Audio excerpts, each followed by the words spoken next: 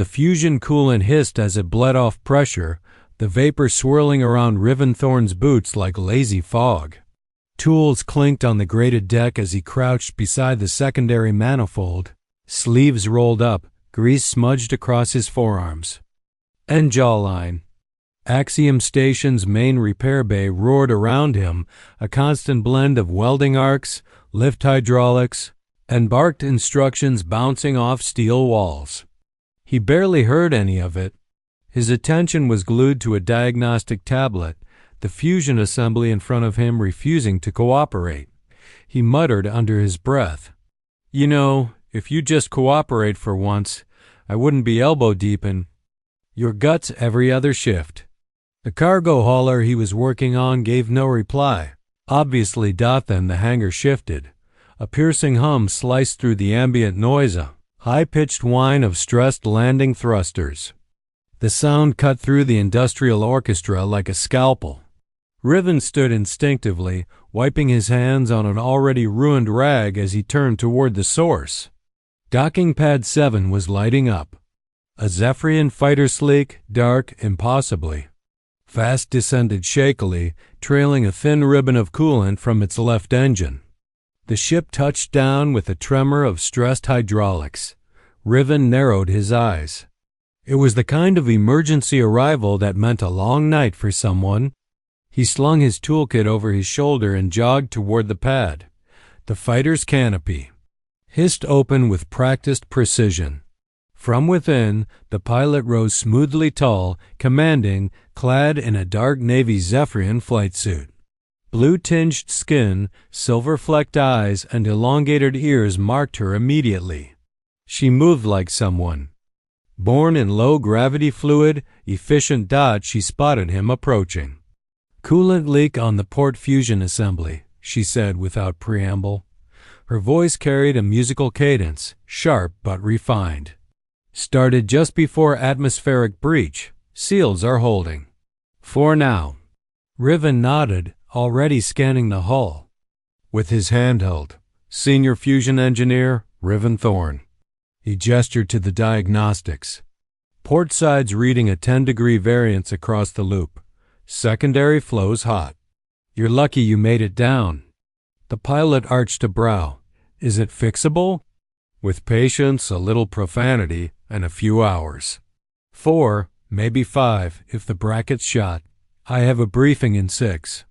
She exhaled sharply, ears twitching. "Do what you can." Riven motioned toward the adjacent bay. "Bring her to Bay 12. Better equipment in there for your engine type." A few minutes later, they were deep in the maintenance alcove. The Stardanza, her ship, Riven had learned rested on magnetic clamps as he worked beneath the engine mount. Nisha crouched beside him, observing with sharp, intelligent focus. "Hand me the plasma coupling," he said without looking up, pointing vaguely toward his open toolkit. "The blue one with the crystalline interface." She reached in, her slender fingers pausing over the tools. "This one?" she asked, holding up a copper coupler. "No, the blue one," Riven replied, still focused. "Right next to the molecular spanner." A pause. "I'm not sure which one that is." He glanced up. Her hand hovered uncertainly over the kit, her expression mildly annoyed with herself. Without thinking, Riven leaned in, plucked the correct coupling from the tray, and handed it to her with a small grin. "Here you go, cutie." Silence. Complete. Total. Utter silence. Nisha didn't move. Her silver eyes locked onto him with razor precision. Her pupils had widened slightly. Her ears twitched once, then held unnaturally still. The soft blue glow of her skin darkened slowly, shading into a rich, deep violet hue along her cheekbones and jawline. Riven froze. Sorry. That just sort of slipped out. I talk to machines more than people, and sometimes I forget to toggle the social filter back on." Nisha tilted her head, her voice low, almost questioning. "Say that again." He blinked. "What?" "The word," she said, her eyes unwavering. "The human endearment. Say it again." His throat felt dry. cutie." Her expression didn't change for a long moment. Then her shoulders rose slightly with an inhaled breath, and the faintest smile touched the corner of her lips. "I haven't been called something like that," she said softly, almost to herself, "in a very long time." The whirring of coolant pumps echoed in the bay as Riven Thorne adjusted the power calibration on the Zephrian ship's fusion intake. Blue diagnostic lines danced across his tablet, matching the rhythm of his thoughts, jittery, unfocused. Nisha stood just a few meters away, arms folded, watching him work with a calm that only deepened his unease. She hadn't said anything since. He'd repeated the word .cutie. Riven wasn't sure if it had been a test, or a dare, or some kind of cultural trap. All he knew was that when she heard it the second time, her entire demeanor shifted. The brilliant violet hue of her skin had faded, but the intensity in her silver-flecked eyes remained. The silence between them wasn't awkward. It was charged, dangerously so. "I want to ask you something," Nisha said finally, voice soft but clear. Riven glanced up. "Go ahead." "That word, in your culture, it's casual? You say it to anyone?" "No, not exactly," he replied, standing upright and brushing his hands against his pants. "Some people use it like that, yeah. But when I said it, I didn't mean it casually."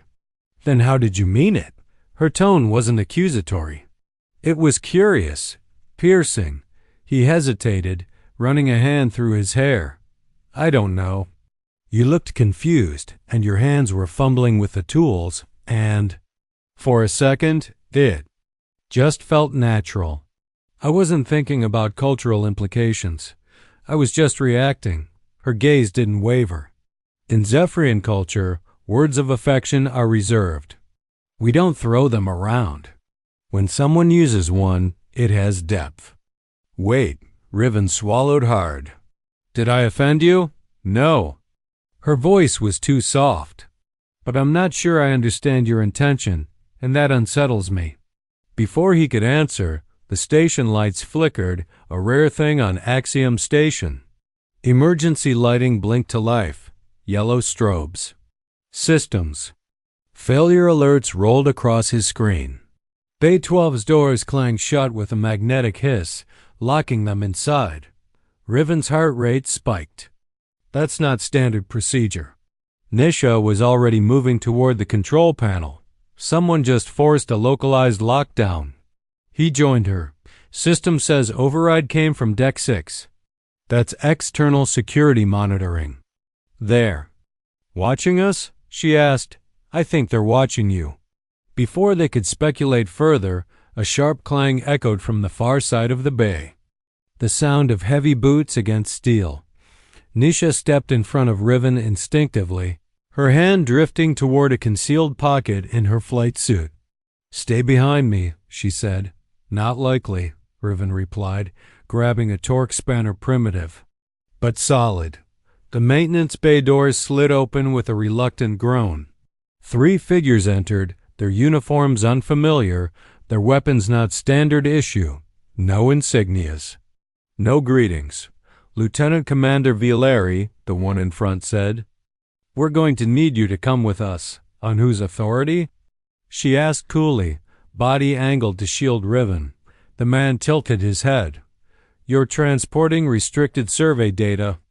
Unregistered star charts. We know what's in your ship." "You have no jurisdiction," Nisha said. "You don't need to make this difficult." Riven stepped forward. "She's done nothing wrong." The man shifted his gaze to Riven. "And you are?" "Her engineer," he said firmly. "And if you're planning to mess with her ship, you'll need someone who knows how to put it back together after you break it." There was a long pause. Then the man smirked. "You just volunteered yourself for questioning, too." He snapped his fingers. 2 of the armed men moved toward Riven. Nisha stepped in front of him, blocking their approach, her stance defensive, lethal. "Touch him," she warned, "and I'll consider it a hostile act." Weapons were drawn. Sirens wailed suddenly. Unauthorized weapons discharge detected. Sector B-12. An automated defense turret on the ceiling rotated toward the intruders. Laser tracking lines forming across their armor. The lead man cursed. "We'll be back," he growled, backing off. "Don't leave the bay." "Didn't plan to," Riven muttered as the group retreated. Weapons lowered but eyes still locked on Nisha. When the bay doors closed again, the silence was deafening. Nisha turned to him. "You didn't have to step in." "Yeah, I did." Their eyes met. Neither spoke.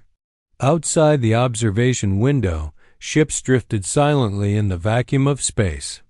Inside, something deeper had just shifted between them. Not because of words this time, but because of choices. "You're going to need to decide," she said quietly, "if you're ready to be involved in something that won't end with just repairs and awkward dinner invitations." "I already decided," Riven said, jaw clenched. "And not because I accidentally called you cutie." Her violet hue deepened again. But this time, it wasn't from confusion. It was understanding. The air in the observation deck restaurant was heavy with the scent of exotic spices, recycled oxygen, and the faint ozone tang of a station still recovering from a system lockdown. The view beyond the panoramic glass displayed a river of stars, broken only by the movement of ships gliding through the void like silent leviathans. Riven sat at the far corner table, nervously adjusting the collar of a formal jacket he hadn't worn in years. He wasn't sure if it was too much or not enough. Nisha arrived precisely on time. She moved like a song, elegant, deliberate, impossibly composed. Her formal attire shimmered as it caught the soft lighting, a Zephrian ceremonial wrap that shifted. Colors depending on her movement. Indigo at her shoulders. Gold at her waist. Her skin was the calm, storm-washed blue of a moonrise, and when she smiled, Riven forgot how to breathe for a moment. "You look?" He hesitated, unsure of the protocol. "Incredible." Her smile deepened slightly, a flicker of violet hue blooming along her cheekbones. "You are pleasingly presentable." He chuckled, motioning to the seat across from him. High praise from a pilot who probably intimidates half the station. "I only intimidate people who have something to hide," she said as she sat. Her voice warm.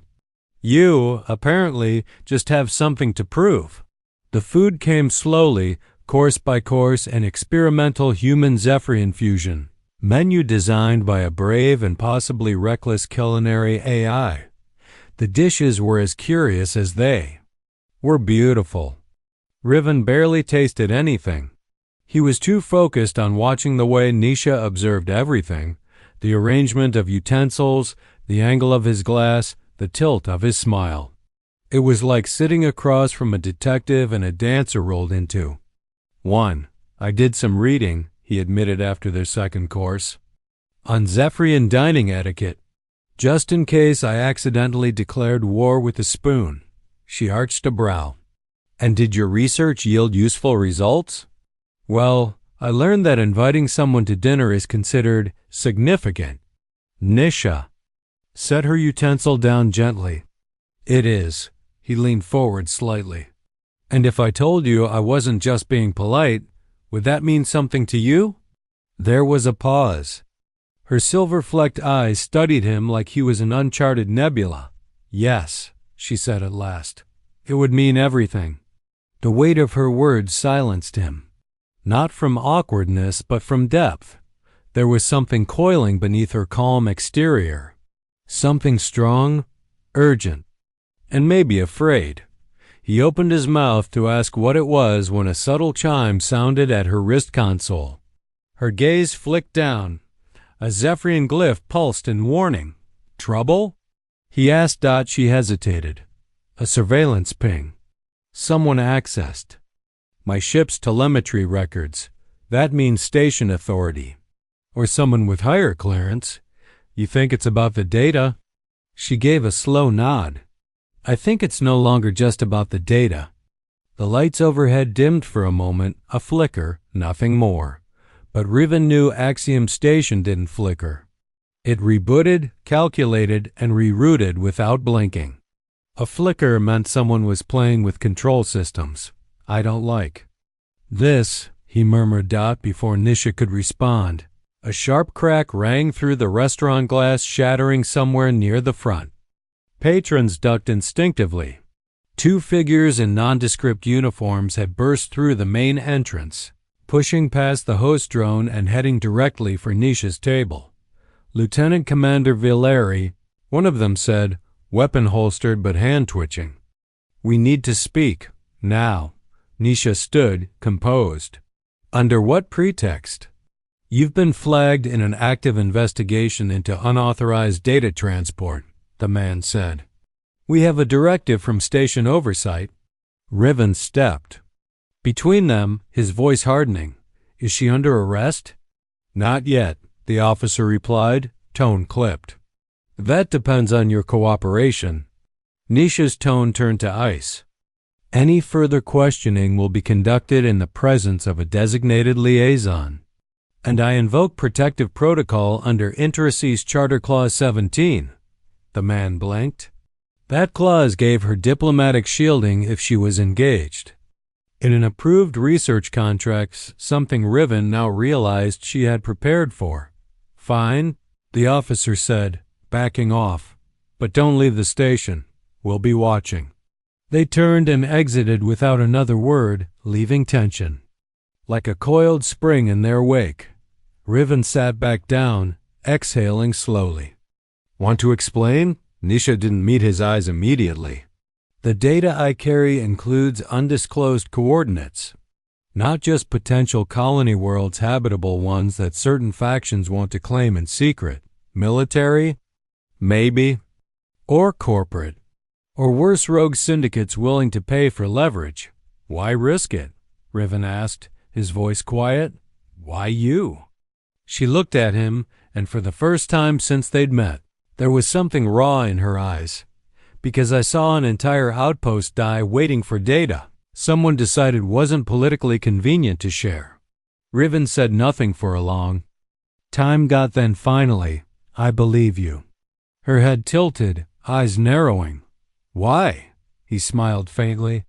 Because calling you cutie accidentally got me locked in a bay, questioned by armed men, and flagged for surveillance, and I still showed up to dinner. Her cheeks deepened to violet again. But this time, it wasn't from embarrassment. It was from something else entirely. The corridor lights of Axiom Station flickered as Riven and Nisha made their way back to Bay 12. Security patrols had doubled. Every glance felt like it carried weight. Every camera red light seemed to linger. The surveillance net had tightened. And not even Riven's clearance as a senior engineer could disguise the reality. Nisha Valeri was now a person of interest. Not that she seemed concerned. She walked with the same fluid grace she always had, head high, her boots hitting the floor in soft, measured strides. But Riven had spent enough time around complex systems to recognize when something was under pressure. And Nisha was under immense pressure. You haven't asked, she said without looking at him. Asked what? Whether it's true. Whether. I'm smuggling what they say I am. I didn't need to, he replied. She glanced sideways, one brow raised. Why not? Because if you were, you'd have already left. And if you weren't, you wouldn't be afraid of who's coming. She didn't respond for a moment. Then, what makes you think I'm not afraid? Riven didn't answer. He didn't have to. She knew. And he knew she knew. As they entered the bay, the Star Dancer looked more like a sleeping predator than a ship, sleek, silent, coiled with potential. Riven scanned the access log on his datapad. His eyes narrowed. Someone tried to breach the maintenance panel 90 minutes ago. Nisha's jaw tensed. Station security? Unlikely. They wouldn't leave a trace. He crouched beneath the ship's port thruster, pulling open a service hatch. Wires had been spliced sloppily. Amateur hands. Fast. Rushed. Someone was looking for a way to tap into your navigation logs. Were they successful? No. I isolated the core after your last flight. But they were trying to pull data from the jump sequence buffer. She exhaled slowly, not with relief, but calculation. They're desperate. Which means you're carrying something more important than you told me. Nisha walked to the center of the bay, eyes flicking to the reinforced cargo hold embedded in the Stardance's spine. Do you know what lies beyond the Kepler expanse? Riven stood, brushing dust from his knees. Empty space, black zones, a few scattered asteroid clusters. No stable jump gates. She turned to him fully. No recorded jump gates. Riven's breath caught. You're saying there are unregistered systems. Stable, habitable. Worlds, some with pre-existing biosignatures, life, atmosphere, potential for colonization. And the data you carry? Coordinates, terrain maps, bioscans, enough to change the trajectory of 3 civilizations. Enough to redraw borders. Riven swallowed. That's why someone spliced your nav array. They're not just interested in intercepting you, they're trying to erase the proof. Yes. Her voice was flat. They'll try again. And next time, they won't come in quietly. Riven looked at her hard. You need to leave the station. I can't, not until the data is duplicated and passed on to my contact from the Kepler Colonial Council. They arrive in less than 8 hours. And if someone gets to you before that, then the data disappears forever. He paced, mind racing. Then we need to create a diversion. Make it seem like the ship is empty. Power her down. Lock the bay with emergency quarantine protocols. I'll fake a reactor hazard. No one will get close without risking station lockdown. And while they hesitate, you transfer the data to an isolated core. Something mobile, something no one would suspect. Nisha gave a small smile. Something like you? Riven blinked. Me? You're a station engineer. You have clearance. Movement.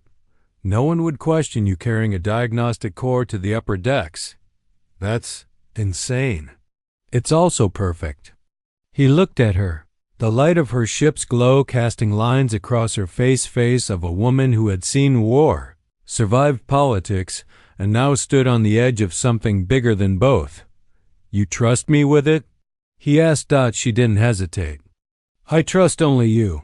A beat passed between them. It was wordless, heavy, profound. Then a klaxon echoed through the hangar security alert. A voice blared over the intercom. Unauthorized personnel detected in hangar section B. All crew, prepare for lockdown. Nisha turned to Riven. They're here. He moved without thinking. Upload the files to the diagnostic unit. I'll run the decoy. You stay and defend the ship. You're not military, Riven. No, he said, glancing over his shoulder. Hard hammering. I'm worse. I'm a very stubborn engineer. She grabbed his arm before he could leave. Her grip was strong, but her voice was softer than he'd ever heard it. Riven, if they catch you? He leaned in, breath brushing her temple. Then say something now, before it's too late.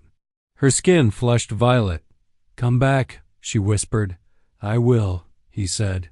Then he was gone, sprinting toward the service lifts as emergency lights flared red, alarms howling across the station, and the hunt began. The lift doors hissed open with a metallic groan, revealing Level 23, a maintenance sector usually forgotten by everyone except janitorial bots and bored engineers looking to nap in silence. Tonight it was Riven Thorne's battlefield. He stepped into the corridor with a diagnostic core slung across his shoulder, wrapped in a decoy housing shell designed to resemble a portable flux stabilizer. He'd modified it mid-run, scrambling its energy signature, embedding false subroutines, and installing a low-power dispersal field to confuse scans. Behind him, The lift doors closed in front of him, shadows, silence, and the distant hum of station generators. No patrols. Not yet. The deeper he walked, the more the truth pressed down on him. He wasn't just carrying stolen survey data. He was holding the potential future of hundreds of thousands of lives. The files Nisha entrusted to him weren't just maps, they were hope. They were power. And power always drew predators. He moved quickly, heart pounding beneath his jacket. Every bulkhead felt like a trigger. Every door a trap as he turned a corner. A low ping echoed from his wrist. Come, Nisha. They've breached Bay 12. 4 hostiles, armed. They're scanning the Star Dancer. You still there? He whispered, voice low. They haven't seen me. I engaged internal suppression mode. They think the ship's automated. How long until they figure out it's not? Minutes. Riven reached a supply closet and slipped inside, crouching in the dark. His breathing was shallow. He checked the diagnostic core again, temperature normal, encryption stable, radiation readings flat. The camouflage was holding, but then a sound. Footsteps, 3 sets. Coming closer, Riven shrunk into the shadows, hand instinctively reaching for the pulse wrench at his side. He wasn't a fighter. He didn't even like conflict. His strength had always been systems, not sabotage. But if they caught him now, Nisha would never get a second chance. Outside the door, the footsteps paused.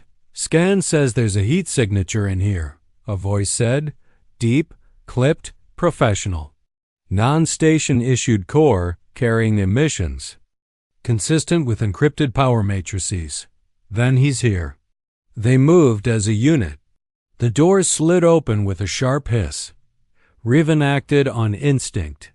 He triggered the supply room's foam suppression system used for chemical fires drenching the entire room in a dense cloud of non-conductive white mist. He shoved the storage shelves with his shoulder, sending metal tools clattering toward the intruders, then dove through a side panel he pried loose minutes earlier and dropped into the crawl space. Blasters discharged behind him, bolts slicing through steam and metal. He scrambled through the vent shaft, the diagnostic core bumping hard against his back. One shot grazed the grate just above his foot, blowing out sparks. Another ricocheted down the shaft behind him. Riven. Nisha's voice flared in his ear. I'm sealing the ship. Don't respond unless you're clear. Repeat. Do not speak. He tapped twice against his wristband confirmation, then crawled deeper into the station's bones. 10 minutes passed. Maybe 20. Time had become irrelevant, measured only in heartbeats and proximity sensors. He climbed out of the shaft into a vented maintenance zone directly beneath the Environmental Control Core Zone Theta, a place that ran cold, full of hissing steam lines and outdated infrastructure no one wanted to touch. Perfect for a covert transmission. He approached the uplink station he'd pre-selected hours ago during routine diagnostics, a private relay node with old tech disconnected from the main observation grid. A relic, but fast. He set the core down. Plugged in. The interface lit up. Data pathways unfurled across the display. Planetary maps, geological reports, atmospheric conditions, detailed bioskins of undiscovered worlds, rivers flowing under triple moons, valleys rich in rare minerals, flora glowing in bioluminescent forests, ruins ancient, alien, unclaimed, and star chart overlays jump gate corridors through uncharted space. Routes the powerful would kill to control. He began the transmission to the Kepler Colonial Council's off-grid data vault. The handshake protocols aligned. Authentication cleared. But before he could finish the final authorization, the screen flickered. Access denied. He stared. No. The network was being blocked. Then came a low voice from the shadows behind him. I warned them not to trust a human. Riven turned slowly. A figure stepped out of the darkness, Zephrian, but older, sharper, dressed not like a pilot, but like a war tactician. Eyes cold, skin marked with insignias no longer used. I know what you carry, the man said. And I won't allow it to fall into the hands of naive idealists. You're one of them, Riven said. One of the ones who buried this information. The man inclined his head. Because information, like power, must be controlled. Shared too freely and it burns civilizations down. Riven stepped between the terminal and the man. Then I guess I'll have to burn something. He pressed the manual override on the console. The transmission surged to life. Data packets launched into the relay stream. The Zephrian lunged. They hit the floor in a tangle of limbs, the core skidding across the ground. Riven fought like a man with no training but with everything to lose. The Zephrian was stronger, faster. But Riven was desperate. He grabbed the pulse wrench and drove it hard into the man's shoulder. A patem and solder, scream, sparks. Then silence. The transmission completed. A final beep confirmed. Data received. Archive locked. Riven slumped to the ground, bruised and gasping. The Zephrian lay unconscious nearby, stunned but alive. His wrist chimed. Riven, Nisha said, her voice shaking. Please tell me. You're still breathing. He smiled despite the blood on his lip. The data's out. You did it. He leaned back against the wall, closing his eyes. Now we just have to get off this station before someone decides I'm too dangerous to live. Her pause was long. I'm already inbound. Riven's legs barely held him upright as he staggered through the smoke-choked maintenance corridor. Alarms were still shrieking in the distance, pulsing like a dying heartbeat. Somewhere above, heavy boots stomped across steel walkways, and overcharged energy weapons hummed to life. He was out of time. Out of plans, but not alone. The whine of repulsor engines roared above the chaos, and a shriek of metal tore through the side access tunnel. The Stardancer shot into view like a comet, graceful, deadly, furious. Its landing gear didn't even touch. Down before the side ramp extended, and Nisha burst out, plasma pistol in one hand, her other arm reaching for him. Move, she shouted. He didn't argue. He ran. Behind him, a concussive blast tore through the floor, sending sparks and flame in every direction. The Zephrian commander, still alive, still pursuing, had activated an incendiary override. Fire. Suppression systems tried and failed to contain the blaze as it crawled, like a hungry serpent through the station's underbelly. Riven reached the ramp just as another shot rang out. Something seared past his shoulder and splintered against the hull. Nisha grabbed him by the front of his jacket and hauled him into the ship. The ramp closed and inertial dampeners snapped into place. Get us out. Riven gasped, coughing. Hard. I never planned on staying, she said, already sprinting for the cockpit. The Stardancer lifted with a screech of protesting clamps. Station control immediately barked through comms: unauthorized departure, pending security hold, violation of quarantine. Nisha silenced it with a flick of her fingers. The ship surged into motion, cutting a tight arc toward the upper docking. Bays toward open space. Launch vectors clear, she muttered. Thrusters primed. Aft shields engaged. Hang on. A barrage of stun cannons fired from the station's defense turrets. Blue pulses slammed against the shields, rocking the ship sideways. Riven tumbled against the navigation rail and pulled himself into the co-pilot's seat. I thought you said you weren't military anymore, he grunted. I said I left the military, Nisha corrected, hands flying over the console. I didn't say I forgot how to fly like I was born for war. A second barrage missed entirely as the Stardancer twisted in a barrel roll and banked hard toward the outer gates.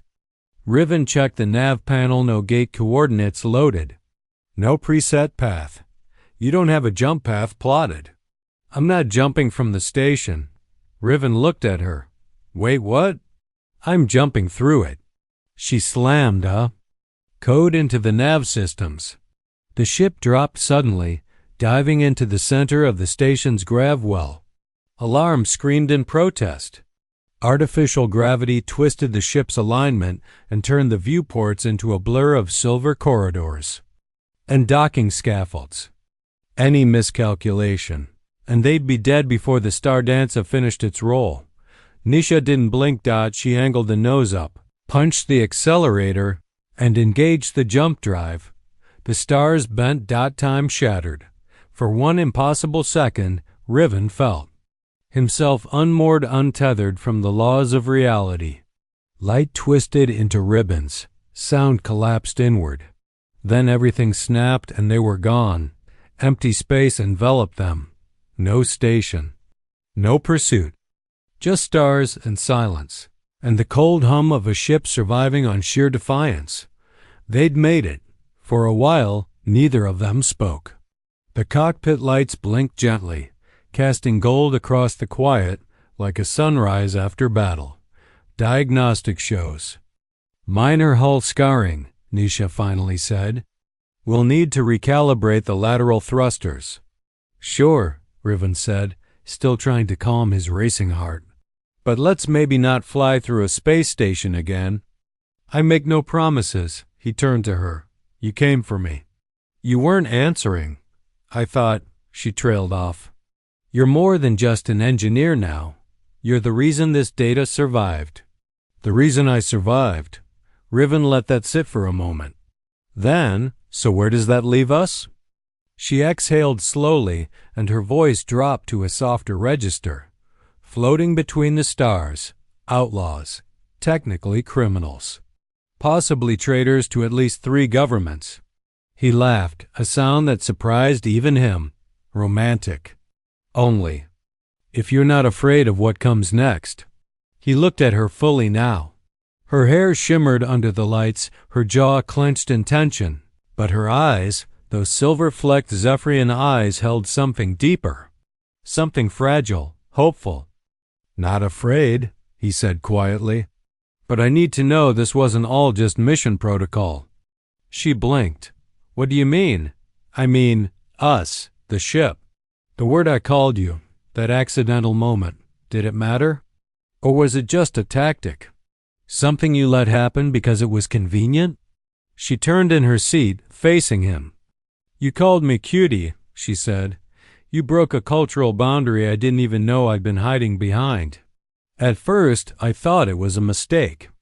Then I realized it was the first time anyone had looked at me and seen a person, not a function. Riven swallowed. I didn't mean to. No, she said. But you did, and I needed it. A pause passed between them. Then she leaned forward and, with a touch that was more than ceremonial, placed her hand gently on his. In Zephrian courtship, she said softly, there's a term we use for someone who becomes our anchor, our center of gravity when the stars drift too far. That term, when translated, is closest to your word. Cutie? She smiled, skin shading a warm violet. No, beloved. Riven couldn't speak. She didn't need him to. Outside, the stars stretched wide and endless, full of danger, secrets, and systems unknown. But inside the Stardancer, it was warm, quiet, and filled with something even rarer than safe passage. Trust. The Stardancer drifted silently through the Kepler drift, its outer hull cloaked by dust and starlight. Nebulae glowed in the distance like bruised gemstones, and the ship's proximity sensors pulsed with quiet regularity. No pursuit. No transmissions. Nothing but deep space and the silence of decisions not yet made. In the co-pilot seat, Riven watched the data streams flicker across his screen. The files had been copied to a secure, encrypted capsule now locked in a physical drive embedded deep in the ship's shielded storage. But the weight of what it carried still pressed against him like phantom gravity, a dozen undiscovered habitable worlds, bioscans, terraforming potential, Stargate anomalies. And one more thing, one that Nisha hadn't told him until now: coordinates. For a world marked simply Project Halcyon. It wasn't just untouched, it was forgotten, wiped from all official databases. Riven wasn't an intelligence agent, but even he knew what that meant. Someone had tried to erase an entire planet from galactic memory. He turned to Nisha. She stood at the helm, hands resting lightly on the controls, but her eyes were distant, focused far beyond the viewport. "You knew about Halcyon?" he asked. She didn't flinch. "Yes. You didn't mention it." "I wasn't sure you'd believe me." Riven stood slowly. "Try me." She walked to the back of the cockpit, activating the overhead holodisplay. A projection bloomed into existence, a sphere of green, blue, and swirling cloud formations, more beautiful than any colony world Riven had ever seen. 2 suns, 4 moons, stabilized orbit, no infrastructure, no settlements. "This planet," she said, "was once the heart of a classified settlement experiment before I was born." Joint Zephrian Human Project, but something went wrong. Officially, it was deemed unstable. The project collapsed. Files buried. Survivors, if any, were scattered. And unofficially? Riven asked.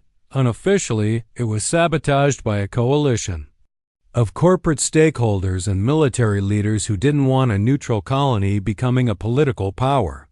And now? She looked at him, eyes unreadable. Now the planet is viable again. And we have everything we need to find it, reach it, and maybe rebuild it. Riven absorbed that in silence. The mission had shifted. No longer just smuggling data. Now it was about resurrection. And what about us? He asked. What happens to us after all this? Nisha took a step closer. You still think this was just a mission? He smiled faintly. No, not anymore. A sudden alarm flashed across the console. Proximity alert. A ship had entered sensor range. Nisha rushed to the display. Riven joined her. Encrypted ID, he said. Stealth vessel. Tri-phased engines. Zephrian signature. Not military, she murmured. But not civilian either. Before they could divert power to the cloaking field, a communication request came through, encrypted. Priority Alpha clearance. Nisha's face went pale. It's from the Watchers. Riven frowned. Who? She turned slowly. The people who made sure Halcyon stayed buried. The transmission activated automatically. A face appeared, smooth, unblemished, artificial. A synthetic hybrid, more machine than person, with eyes that glowed like fire behind glass. Lieutenant Commander Nisha Valari. And Engineer Riven Thorne, the voice said, eerily calm. You've accessed data sealed under intergalactic preservation. Mandate 019. That action violates 5 cross-species treaties. And now you are both persons of extreme interest. Nisha stepped forward. We're not giving it back. You misunderstand. We don't want it back. We want it forgotten. The transmission ended. No threats. No bluster. Just a promise. The stealth vessel held position silent, watching. They won't fire, Riven said. Not yet. They're trying to scare us, Nisha agreed. But they know we've already duplicated the data. We have leverage. And you think they'll just let us go? No, she said, but they'll hesitate. And hesitation is all we need. She turned back to the controls. I'm plotting a course to Halcyon. You want to go there? It's the only place they won't follow. Riven hesitated. Because it's protected? Or because they're afraid of what's still there? Her voice dropped. Both. He walked back to his seat and strapped in. Then we go. Together. As the jump drive charged, the Stardanza vibrated. With barely contained power. The stealth ship remained in pursuit, but distantly, watching, waiting. No move to intercept, no weapons. Just the promise of consequences. The stars outside bent again. The ship surged forward, and space folded around them like a secret kept. Too long, the planet rose ahead of them like a dream halcyon. Its surface shimmered with green forests and crystalline lakes, untouched for decades. In orbit, a derelict station hung like a ghost, its hull scarred but still intact. Life signs registered faintly on the planet's surface. Not many, but enough. They descended slowly, passing through cloud layers that danced with silver lightning. The atmosphere smelled different, warmer, cleaner, like hope. As they landed in a wide clearing beside an ancient moss-covered landing pad. Riven turned to Nisha. "This is where it starts, isn't it?" She nodded. "Not a war. Not a rebellion. Just a choice." They stepped off the ramp together. The air was thick with potential. Unspoken promises. A world reborn beneath their feet. Behind them, the stealth ship remained in orbit, but it did not follow. Not yet. Whatever came next would be hard, maybe dangerous, but it would be theirs. Built on trust, forged in fire, and spoken first in. A single, unintentional word, cutie, and in the language of two worlds, it meant the same thing now, beloved.